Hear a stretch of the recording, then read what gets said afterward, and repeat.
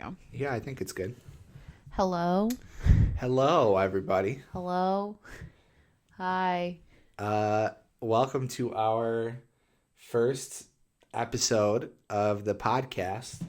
Woo! Da-da-da-da. And also, what is this? Quarantine day 7? We're about to be on day 7 tomorrow. When you Day guys are 7. watching this, we'll be on day 7. So Is this going to be like ASMR if I... I don't know if you just went for it, huh? I saw the cracks in the audio. The audio Yeah. peaked when you did that. So, forgive us if there's anything that's messed up this first episode because it's our first episode. Yeah. So We filmed an episode as like a practice run, and the audio in that sounded pretty good. But so I think we're going to be okay. I think we are too, but also it could go to complete awfulness for this podcast. So. Yeah. But I think what I'm going to do, if you're watching this on my main channel, I think what I'm going to do, I didn't tell you this. Go up on the main channel? Well, listen, so you know how we have the second channel for the podcast? Yes, I do. So I think what I'm going to do is upload like 15 minutes of this first podcast to the main channel, just so people can like get an idea of what it's about. And then if they want to go subscribe. So if you're on the main channel, hello, to watch the rest of this, go to the channel. If you're at the actual channel, congratulations. Hello. Congratulations, you're one of the first 500 people to be subscribed to that. Actually, I don't even know how many subscribers we have at it, but been doing well. People were very supportive considering they had no idea what was happening. So I'd call that a win. And we're like 2 weeks late posting the first We are. Yikes. Yeah. Yikes. I can't wait till you have a mic like this too. I'm so Me neither. excited. I'm jealous. I know. It looks so cool. So anyway, hi. How are you? How you holding up? You want to do a check-in? With me? Yeah. How you doing? I'm doing good. You know, Animal Crossing comes out tomorrow. Whoop. I don't have to go to work. Charles won't put the mattress downstairs so we can make a Okay. pillow fort that I saw on TikTok. Yeah. Oh, we gotta react to TikToks. We're going to do that on my main channel, though, I think. Okay. Because I don't know if for a podcast it would be like, because they're not supposed to be able to see us. Gotcha. You know what I mean? Well, they can. Hello, Yeah. everybody. Do you want to give a brief summary of what you feel like this podcast is going to be for those just tuning in? Whatever Hannah says, it is. Oh, okay. This was actually my I don't idea. know. This was my idea to do this. I just feel like Charles and I, a lot of you guys, your question has been like, what is this podcast going to be? What are you going to talk about? Spoiler alert, we don't know either. We don't really know either, but I just feel like Charles and I, and maybe I'm biased here because I'm in the relationship, but I feel like we do genuinely have very interesting discussions about things, especially things that maybe I don't touch on my channel, like politics and, you know, social justice issues to like a really extensive degree. So I feel like him and I have really interesting conversations about those things because sometimes we agree and sometimes we don't, which I feel like is pretty normal for couples, right? Yeah. We agree on a lot of things, but we definitely disagree on a lot of things too. So I think it'd be fun to have this kind of, you know, just conversation with you every now and then and post it for thousands of people to scrutinize. Wow. You know? Less than 1,000 probably right now, right? Well, yeah. I don't know what we're at right now, but Yeah. So I think from what we've talked about, the way that we're going to run it, is my sound good? I hope it's good. You're doing good. So I think the way that we're going to run it is we're going to talk about a couple current topics. Do like a little, did we do Q&A? We might do, for the first few especially, do like some mini Q&A style. Q&A. Just like for 10 minutes, just answer like 1 or 2 questions from you guys. And then, I don't know, we might do some fun segments or whatever later. But we have some idea. We think it's going to be mainly focused on like a Q&A for like 10 minutes, current events for like 15 minutes, and then one main topic that we've chosen to speak about. Well, and we should start with the current events. Oh, obviously. One more thing. We're really trying not to interrupt each other, but we do it all the time in our daily lives. I So just interrupted you. I was doing that. So sorry. It's the New Yorkers in us. We talk a lot. So, but we are working on it. So, no, I think that's pretty, I know we also, if you guys are interested, we have the idea since we're going to be home so much, especially the next few weeks, it's looking like, if you guys are interested, we thought maybe we could do some sort of like book club with you guys. For those of you interested, where we could do a second video a week on this channel, the podcast channel, where we just, maybe it's like 30 minutes and we just kind of talk about a book that we've been reading, read a couple chapters, talk about it, have you guys be able to talk about it. We might even be able to do it in a live stream format. But yeah, because we could stream with this setup, right? Yep. And then we could talk to people. Yeah, that would be cool. Well, maybe at the end, like, so if you're just interested in the book club, skip to the end. But maybe at the end we'll hammer out some details and we'll get get some ideas from you guys. Well, why not? Let's pick a book today. Oh, okay. All right. And then we can say we'll figure it out on the fly. But no, I think that's a really good idea though, because I know a lot of people are stuck at home. Yeah. And they want people to talk to, and I've been doing like live chats on my channel a lot more just to talk to people. Mm-hmm. And I think something like a book club format where we could all get together and just chat about like a popular book that everyone's reading. Right, I think that'd be pretty cool. I agree. I think you came up with it, so I give you credit for that one because it's a really good idea. Live streaming is a good idea though. Thank you. I just thought of it. Then just it'll now. be like, social interaction. No, exactly. Right? Like I think social it'd be fun. distancing, but all right. Well, we're still social distancing. So, do you want to start with current events? Because I feel like it's pretty obvious. There's only one really current event that is dominating the news cycle right now, and that's the coronavirus. COVID-19. COVID-19. Yeah. And see you guys next week. I don't know. That was pretty much all we have to say about that. It's kind of a history-defining event, right? Yeah, it is. I was thinking about that. I was like, wow, my kids and my grandkids and my great-grandkids are going to learn about this period of time because it's really unprecedented. There's going to be a whole generation that's defined by this. Mm-hmm. I mean, there's kids that are done with school for the rest of the year now. I'm one of them. Yeah. Well, I mean, like high schoolers, middle schoolers. I mean, there's kids who their formative memories are going to be like, oh yeah, remember that time that we missed a whole year because of the plague? That's crazy. Yeah. That's so. I watched a really I've been watching a ton of really. I've been really keeping up to date with the news. I feel like you can attest to this. I've been pretty much stuck in my phone, constantly looking for updates. As I think a lot of us probably are, because I think there's kind of this need for information right now, and it's also really hard because there's a lot of misinformation happening, and like every time there's an update, I'm like, oh my god, did you hear about this? Like, I feel like I'm the one in our household that's like, oh my god, like every time something new happens, it just continually is like blowing my mind. So it's been a little nutty, you know. And it's weird because it feels like at the same time we're both overreacting and underreacting. Yeah. I don't know if that makes sense to anybody, but it's almost like my brain can't even comprehend like the era-defining seriousness of what's going on. But at the same time, it's like panic, panic, panic. I agree. You know what I mean? Yeah, so it's I agree. like I feel like at the same time we're doing enough, but then also not doing enough. You know what I mean? No, I agree. I think it's interesting because we were kind of a unique case where because Charles is immunocompromised, we've taken this issue really seriously since it was in China, you know, because even from the very beginning. Well, and I think I'm in kind of a weird situation where a lot of people in the U.S. I think didn't really understand the seriousness of it, but for me, my entire palette launch was defined by this. And I feel as though, like, because I had to keep such close tabs on it, because I had to keep, know what was going on with my palate, I knew what was going on in China, and I was terrified, and I was horrified, and I felt so bad for what was happening. And then when the CDC came out and said to us as Americans, they were like, you know, this is going to impact you. You need to be ready. I don't know if a lot of people took that as seriously. But we did, because he's immunocompromised, and we had been staying up to date on it as it was spreading across the world. So for us, it was kind of like we've been preparing for it, but at the same time, I don't know if you can ever truly, like, you can have food in your freezer and still not feel like ready to do what needs to be done, you know? Does that make sense? Yeah. And I feel like it's one of those things where we won't truly understand or like come to terms with it until after it's done. You know what I mean? Because right now, we really have no idea what the outcome is going to be. I mean, long story short, it's not like, you know, we're going to be in World War Z or Last Man on Earth or something. No. But it's like, we don't know what effect it's going to have on the economy, on people in general. You know what I mean? Education. There's all sorts of things that this little blip is going to, like, because that's really the thing, is right now it's just a blip, right? Yeah. But the way that affects the economy and education and all that stuff, we can't even predict how that's going to look a year from now. And because it's so hard to predict how long this is going to go on for, like, as of right now, we've been quarantining. Charles took the Friday off of work before his school got canceled.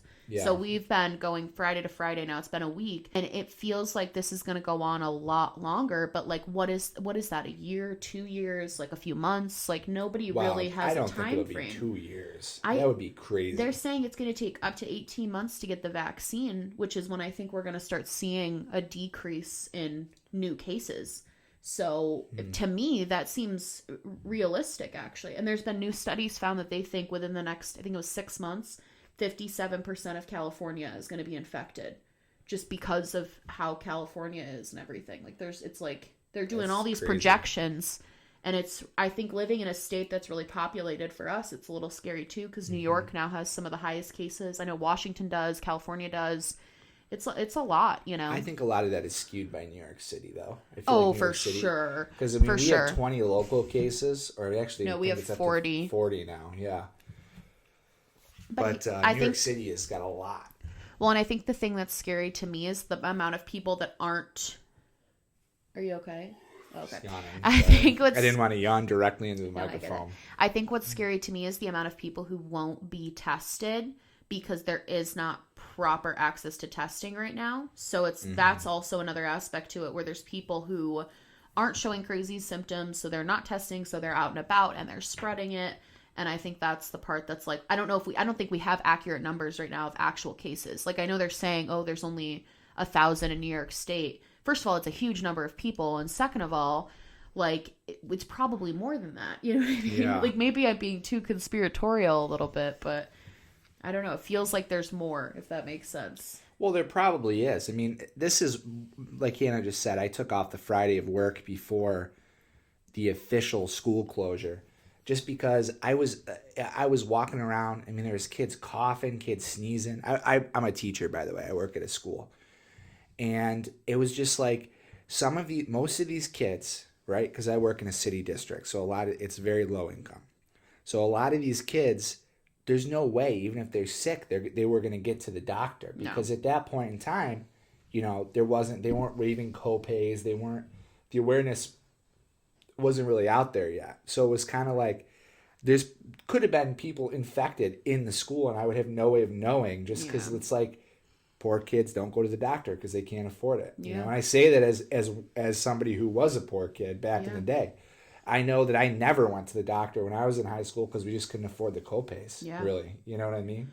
Well, and that's something I also work in I did. My internship was in a school, and I was working with a lot of kids. It was the same district as his. And, I mean, it's really scary. He just spilled a drink for those of you just listening. Just wiped it on the floor. For the kids that I do work with, it is definitely really scary to think about, you know, how disproportionately this is going to affect lower income families and everything. Yeah. Like that's what's been messing with me the past few days, is it makes, I know that we'll probably be fine. Like, it's probably going to hit us in some way or another, but like we'll make it through, you know? Mm-hmm. But there's like kids and families who, like, this is going to disproportionately affect so much. Right. And it literally, I don't know how to cope with that. You know what I mean? Yeah. I mean, especially like people still have to pay rent. Yeah. People still have car payments. They have, they have to buy food. And it's like, very clearly, our modern economy was not set up for this event. Do you know what I mean? Really, our modern society wasn't. No. And it's honestly kind of shocking that this is the first time that this has happened. Yeah. You know what I mean? Because I think what we're seeing right now is we were so ill-prepared that we were kind of waiting on the edge just for something like this to happen, probably for decades, right? Well, and I also feel like we've been in this phase of, like, I think even up until very recently, until things started shutting down, people were like, oh, it's not that big a deal. Like, remember everybody tried to scare us with Ebola? Mm-hmm. Remember that was so scary, but then everything was fine. Everyone was fine. Yeah. But it's like, okay, but this is not that. You know what I mean? And I think that's where the miscommunication, the lack of understanding of the seriousness of the situation came in, because it was like, all of a sudden it was here, you know, there's so many cases in America. Cases are doubling overnight.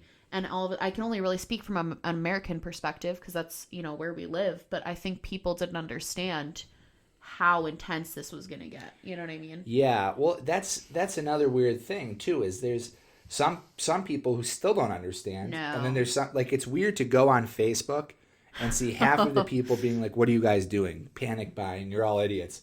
I'm still going out to the club tonight. And then like the other half being like, yeah, you know, I've been living in my basement already for 2 weeks. Yeah. So it's one like, extreme or the other, honestly. I think that we as like Americans, right? We tend to not like buy into things unless we have, for better or for worse, unless we see evidence with our eyes. And then some of us even don't when we have the evidence. So I feel like right now we kind of have people on both ends because nobody really knows how to react to this. Yeah. And I think, you know, as this thing goes on, we'll see more of a unit, like those two point of views will converge into like, oh, okay, this is really happening. Oh. These are the realities and here's what we need to do. See, I disagree with you. I don't think that's going to happen because I think it's a very representative of our current political climate and how we're doing politically and how everybody is so split and it's so divided. And I feel like if there has been I just don't see the coronavirus being the thing that unifies Americans because there's been evidence of so many things and people just will not agree that it's a thing. You know what I mean? You know what though? I feel like there's some things that transcend politics. And I think this is one of them. See, I would because it's kind of hard. It's kind of hard to deny things when like your family members are getting sick. You know what I mean? And like if you look, I'm not going to sit here and pretend to be like an expert on Italian politics or anything. But I have to imagine like the rest of the world right now, Italy probably had some political divides. You know, it probably was mirroring what we're seeing everywhere else in the world. But right now there's a pretty unified message coming out of Italy, right? Well, from what we see, though, like on social media, there can be a unified message, and what we see on the news can be a unified message, but that doesn't mean that's what's actually happening. Like, you know what I mean? Like, yes, but at the same time, I feel like, if you guys are Italian watching this, I know, please tell us. Let us know. I'd love to know. But I feel like most Italians are probably taking it pretty seriously, considering that, there's like red zones where you can't, like, it's serious. Well, but that's the thing I think it's going to take here is I think it's going to take, and this might be an unpopular opinion, because I know people don't like being told what to do and everything, but I think it is going to take really strict action to like really quarantine people, you know what I mean? Force people to stay inside. Don't give them the choice to stay inside or don't, because that's what's happening over there. And you know, their cases are getting worse, but they're estimated to be in a better place, you know, soon-ish. Whereas like there's no estimation of where we're going to be if we don't actually force people to stay in their homes, force people to isolate. See, I think it's more than just forcing people to, though, because it's one thing to say you have to stay in your house, but it's another thing to make it easy for someone to stay in their house. I agree completely. Because we kind of got off topic, but like low-income people, there's some people probably listening to this right now that like you just couldn't quarantine yourself for an extended period of time because nobody's suspended rent yet. Nobody's suspended student debt yet. You know what I mean? I think that's more what I'm saying is the ideal world would be, like, ideally what would happen is rent and things would get suspended. And somebody was like, well, what about the landlords? And it's like, well, their rent would be suspended, though, too. They wouldn't have bills to pay critically or they're going to lose their properties. See, that's the tricky thing about That's where it gets hard, though. It's like, where does that line stop? You know what I mean? I think, and maybe this is getting into too complex of a topic. No, go ahead. But I think that the problem with things like this is it's going to hit the economy one way or another. It already has. And we pretty much need to decide if it's the corporations that are going to take a hit or if it's the people who are going to take a hit. Do you know what I mean? Yeah. Because, sure, we can protect, people, right? We can suspend all these bill payments. But at the end of the day, that's going to hit corporations, whether we like it or not. And, personally, I would rather go that route because I think, we're kind of for the people. So. Yeah. Value the individual. Yeah. But we're kind of those types of people. But, that's what it's going to take, And, the stock markets are already crashing. Businesses are already, Well, I think we can confidently say it's pretty much inevitable that we're going to be in another recession. Oh, like probably. That's inevitable at this point. Probably. I've been reading a lot of stuff about it, and it seems like that's pretty much a universal truth at this point. Is that we're going to be in another recession, which is crazy because I can't. You know what I mean? I wasn't really how old was I in 2008 when the stock market crashed with the You're housing? asking me. I don't know. How old was I? I think I was 16. So I was probably like 12 or 13. I didn't really like I didn't know that was really happening at that age because I was so young. Like, even if it did impact my family, which it probably did because it impacted everyone, I didn't really know about it because I was like a kid, you know? Like, I didn't know about that stuff when I was 12. But now, being an adult, being 25, and knowing that the stock market is crashing and we're going to be in a recession and, like, all of this stuff is happening, it's really overwhelming to think about. Like, and I'm sure I'm not alone in feeling that way, where it's, like, it's so overwhelming I don't know what that world looks like. You know what I mean? Well, we're going to find out. I know, but it's, like, that's what's so scary about it. For people with anxiety like me, it's, like, this is just Can I get kind of radical for a second here? I suppose. Okay. It's the first episode, though, so if this isn't proof positive for why we need better workers' rights in America and better healthcare coverage for everybody, I don't know what is. Because we literally are living in a situation right now where the economy is suffering greatly because people are going to work sick and spreading the disease.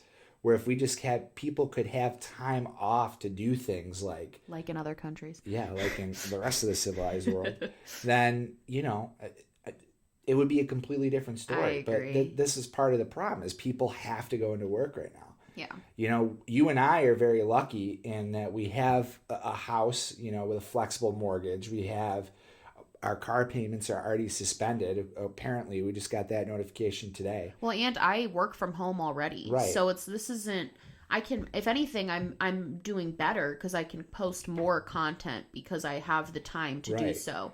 And I'm also getting paid still because I'm salaried. Yeah. But people who are hourly, like there's even people at my job, I don't know, I don't think they're getting paid because they're hourly workers. You know, like the TAs and stuff. I don't think they're getting paid. They had to use, that's two of my friends, some of my best friends. They're going to be in the wedding, but they're they have to use all of their sick time. And then once that's up, they just aren't getting paid now. So it's nuts. My really good friend she's like panicking because she's like, what am I going to do? Like, I need, she lives in an apartment. She has animals that she has to take care of. And this is happening to people who have kids. This is happening to people who aren't two-income families. Like, this is happening to... I mean, even thinking about just my kids that I teach, it's like, this is... I know. So, for those who don't know, I not only am I a teacher, but I teach special education. So, I'm already dealing with an at-risk population, right? And for these kids who really have been working so hard to make... you know, academic progress, they're going to get totally thrown off track because there's just absolutely no way to provide the accommodations that we would in the classroom outside of the classroom. Like it's just not possible, you know? So these kids are going to have a serious, I mean, all kids, but particularly at-risk kids, vulnerable populations of people are going to have these huge hiccups in just their lives, you know? Yeah. That's going to affect them for the next 5-10 years, whether we think about that or not right now. Yeah. I actually I don't know. It's definitely hard to think about because I think it's hard because we both work with that population. So it's hard for us to be like, that's like all, you know what I mean? Like all I can think about is my specific kids and I'm like, what are they doing right now? Right, I know it's not going well. I know it's not, you know what I mean? And the other thing too, I touched on it in my video a little bit, but like for a lot of kids, the meal that they eat in school is their only meal of the day. And so now they can't go to school, which again, I get, like it makes sense that we need to be closing schools. That totally makes sense. And I've seen a lot of communities coming together to help make sure that kids are getting food and kids are getting meals and families are getting meals. And I appreciate that. But it's also like, it's a systemic issue. It's horrifying to see that we were one like pandemic away from people potentially starving to death. And I know that sounds intense, but that's just the reality of the situation. Like, it's horrifying to me that the system is so, it's not broken because it's functioning exactly how it's supposed to function, but it's it's functioning in a way that is just so greatly oppressing people in this way. It's absolutely horrific to see. Like and it sucks feeling so powerless in these situations. You know what I mean? Yeah, I agree with you. I don't know if you feel powerless at all. Like, I don't know if you feel... I mean, I'm a very relaxed person, so I kind of just go with the flow. I'm a very wound up, anxious person. Yeah. You know what, though? Segue. Why don't we leave all the gloom and doom behind for now because that was kind of a heavy 25 minutes. We get really like once we start talking about it, I start spiraling real quick. But because right now this is at the beginning stage, so I feel like everybody has this mindset of like assuming the worst. I agree. So maybe let's pause. We'll revisit it in a week, and we'll see where we are. Maybe like week 2 of quarantine. Yeah, day 14. We're going insane. But why don't we move on to the Q&A? All right. Now?